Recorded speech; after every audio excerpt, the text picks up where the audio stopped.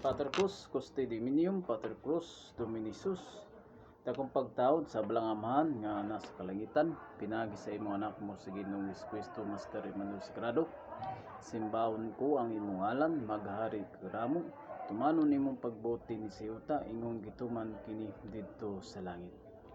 Aniya usab kita nga magsangyaw na sab sa pulong sa Ginoo. Mabasa nato sa Mateo kapitulo 12 bersikulo 18 nga ang Dios nag-ingon, aniya nga akong gipili nga sulugoon nga akong gigugma o gikahimutan kaniya, pakunsaron ko ang akong espiritu ug isangyaw ang akong kabubuton ngadto sa tanang katawan. O kanatong tanan sa mga membro Sagrado Corazon Senior, kumusta ug mayong buntag. Mga ison, maghisgot na sab kita sa pulong sa Ginoo, nga pulong sa Ginoo makatag ko ni og kay balo og kalam nga ni kanato sa dalan nga angay natong pag-aagian. Mao ang kayag diya sa tao nga angay pagabuhaton. Mga ison, mo kini ang pulong sa Ginoo nga unsaon man nato maigsoon nga ang Ginoo nga makapaymot kani kanato pinagi sa pagsimba. Ang pagsimba maigsoon, wala ka na sa nagbase sa kadaghan nga pagsimba ngadto sa Ginoo. Nagbase ka na sa giunsa nato pagkinabuhi sa paghalad ngadto sa Ginoo. Ang pagsimba maigsoon makapahimot ang Ginoo sa atong paghalad sa atong kaugalingon diya sa pagsimba sa Dios. Nga diya ang pagsimba maigsoon, kundili adlaw-adlaw mao kana makapahimot sa Ginoo maigsoon. Adlaw-adlaw ang pagsimba. Isip ihalad nimo imong kaugalingon, isip usa ka balaan sa Deuteronomio kapitulo 7 bersikulo 6. Kay kamo balaan nga katawan, kamo ang iya sa Ginoo nga inyong Dios sa tanang katawan sa kalibutan. Kamo ang gipili sa Ginoo nga ang iyang kagulingong katawan. Busa maigsoon, magpakabalaan kita isip usa ka sagrado.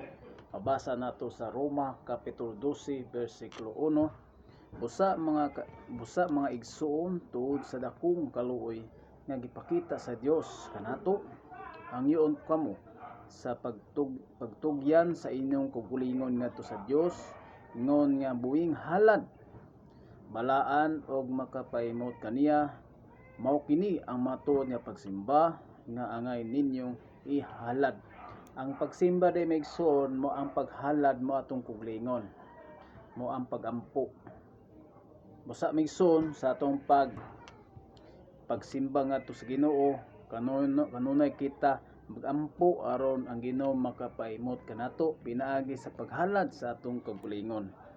Busa maigsoon dinhi sa kalibutan, dili kita magpaiuyon sa mabatasan sa mga tao nga wala misunod sa kabuton sa Dios. Busa giingon sa Roma kapitulo 12 bersikulo 2, ayaw kamo pagpaiuyon sa pamatasan ning panahona, ipabag-o hinuon sa Dios ang inyong kaugalingon pinas pagbag-o sa inyong pangunahuna, aron masaran ninyo ang kabuton sa Dios unsay maayo, himpit ug makapahimuot kaniya. Kanunay kita magampo igsoon adlaw-adlaw sa paghalad sa pagpahimot ngadto sa Ginoo, aron isip dili ta ingon nga sa pamati, dili ingon sa pagpamati lang sa pulong sa Ginoo, kundi ato usab kini tumanon. Giingon pa sa sulatan sa Santiago kapitulo 1 bersikulo 22, ayaw limbungi ang inyong kaugalingon pinay sa pagpamati lamang sa pulong sa Dios, hinuon tumana kini.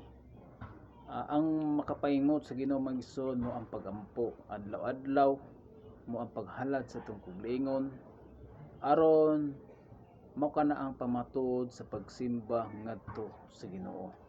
Dili nato ipauyon ang mga pamatasan nga dili kini iya niining kalibutan na, kung dili espiritual.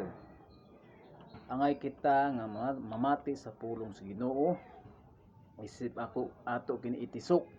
Santiago kapitulo 1 verse 5, pamati kamo minahal kong mga kaigsuonan. Ang Dios nagpili sa makabus niining kalibutana aron mahimong dato sa pagtuo ug aron makapanag-iya sa gingarian nga iyang gisaad sa tanan nga naigugma kaniya.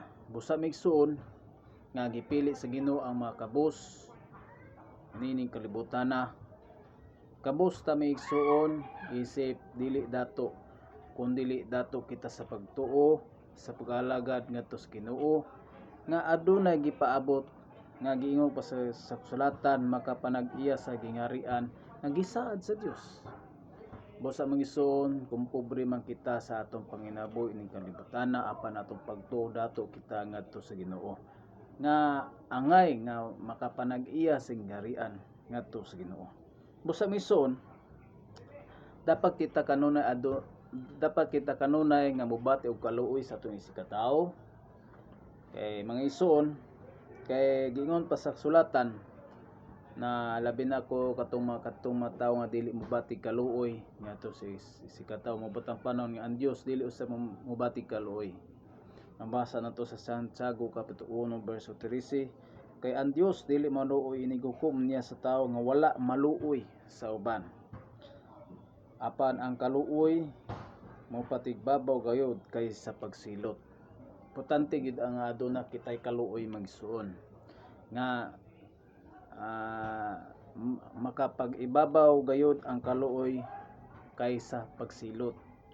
Sa to pagsatag sa pagtuman magisuon magpasalamat kita na kita giyagaan, gibugal-bugalan, giyatak-yatakan mga pagtulunan. Sagado Corazon Senior ug kuto po sa mga tao nga magpasipala sa isiis pagasilutan sa Dios. Busa migsuon gingon pa sa kasulatan nga bulan kita nga tamayon. Mabasa nato sa Mateo kapitulo 5 bersikulo 11. Bulan kamo kun biay-biayon og daog-daogon sa mga tao og butang-butangan sa tangmatang sa kadautan tungod sa inyong pagsunod kanako. Mao kini ang pulong sa Ginoo. Dalaygon ang Dios og pasalamatan sa tanan. Inaot ato kini itisok ang pulong sa Ginoo sa atong kasing-kasing nga ipaibabaw kanato ang gugma ug kalinaw sa atong tagsa-tagsa pinaagi sa panalangin ug gahom ug himaya hantod sa kanturan. Himaya samahan sa Anak ug sa Espiritu Santo. Salamat mga igsoon.